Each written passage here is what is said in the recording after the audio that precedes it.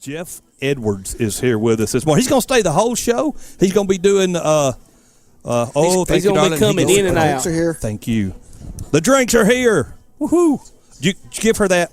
There we go. Thank you. All right. Now we're back to regularly scheduled program, ladies and gentlemen. We're refreshed now. We are refreshed and ready to go.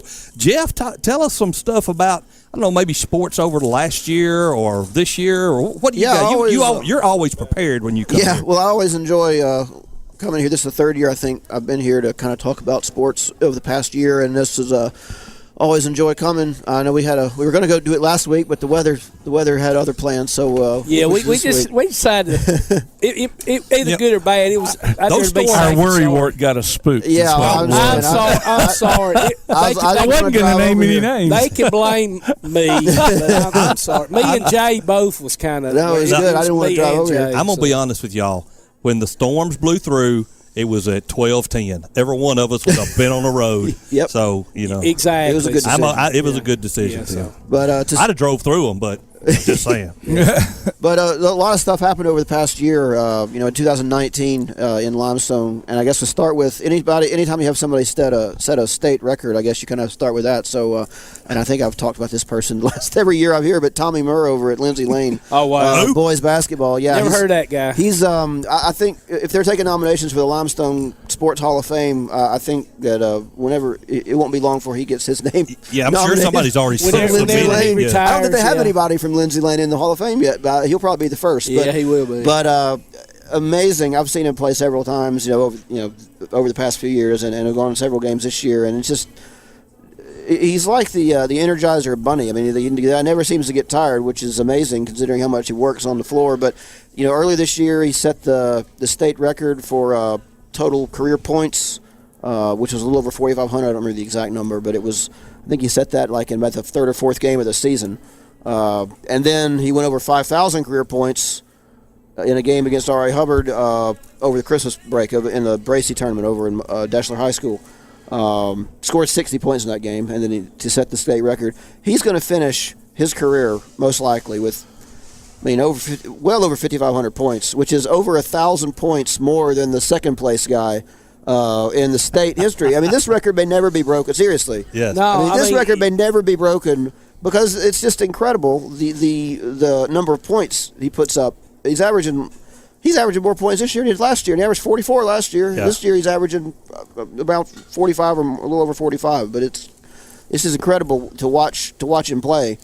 I would love to have them, and they're not in the county tournament, are they? No, I wish they were. I wish them and is Bible school in the county tournament? Used to be. They used to be. Back in the day, they used to be. Yeah. I haven't seen him play yet. I'm scheduled to see him play Tuesday night. Yeah.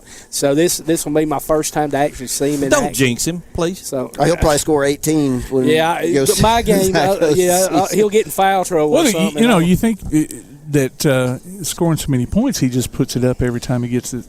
Hands on the ball, but I mean he gets his teammates involved.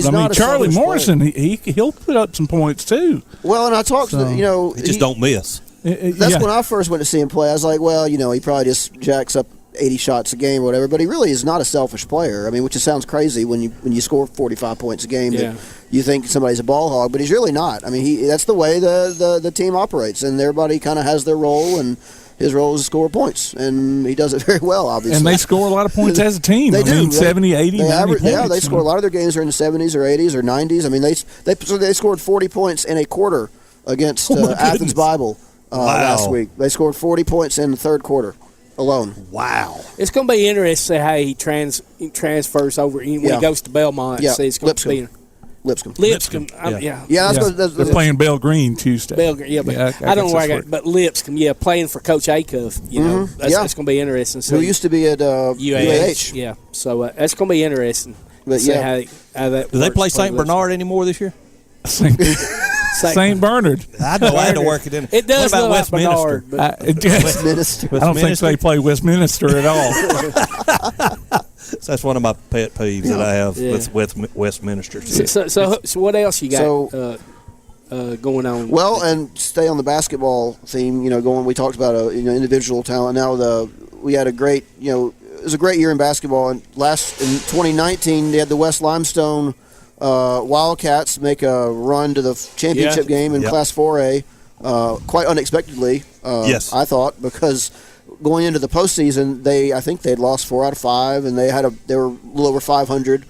Lost the championship game in the area tournament, so they had to go on the road for the sub-state. And in the sub-state game, they were playing at Deschler. They were down, I think, 20 points going into the fourth quarter.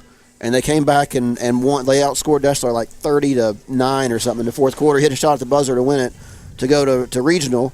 And then they ran through regional, and then they won the semifinal. They came back to win the semifinal, made it all the way to the final, which is an incredible achievement for them. You don't really think of West Limestone as a basketball hotbed, but they really kind of are. They are. I mean, they won the state championship in 2015, I believe, and then went to the final last year. And it goes further back than that when Coach Taylor come in. Coach Taylor, Judd Meadows, Zach Meadows' younger brother, Judd, they had a good team. Mm-hmm. Tyler and them in 2008, they went to Wallace. Yep. So it was just that's when Zane was playing with us. I love to watch them play. I mean, they don't always play the prettiest style of basketball, but nobody works harder than those guys out there on the floor. I mean, it's and that'll get you wins. You know, when the shots aren't falling, if you just play hard and lock down that defense, you can win a lot of games. Yeah. Well, last night we saw it last night. Coach Taylor, we interviewed him at halftime before of the girls' game, and he didn't feel too excited because they had lost by 20-something points the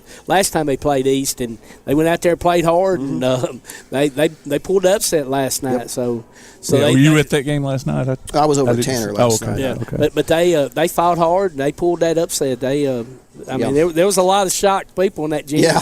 Yeah. When I saw that final score, I was pretty shocked myself. Yeah, but I think Coach, I was at their game. They played Elkmont Tuesday night over at Elkmont. I was at that game, and they won. We were there. Okay. PAS Network called that game. Yeah, so they won for a close game by 5, I think. There, and I talked to Coach Taylor after the game, and he was telling me, he said, "We're really close to being really good." Yeah. He said we can lose to anybody we play. We can beat anybody we play. It just depends on how we play that night. And they proved that true because East is a very, very good team. East is the most talented team in the county. All right. And to beat them is very impressive. Yeah. Hold on. We're coming right back. We got more to go with Jeff Edwards here a little bit later. He's what's your official title? I got you News Courier sports writer. Yes, I'm the sports writer. I initially at one time I said I'm the sports editor, but they told me that if I was editor, I'd have to be put on salary, and they can't do that. So I'm the sports writer. Sports writer. Editors are salaried and can draw overtime. I don't want to. I don't want to work overtime if I'm not getting paid for it. Sports writer's better. Sports writer's better. We'll be right back, ladies and gentlemen. You're listening to Applebee's Tailgate Talk on WKAC, the Big 1080.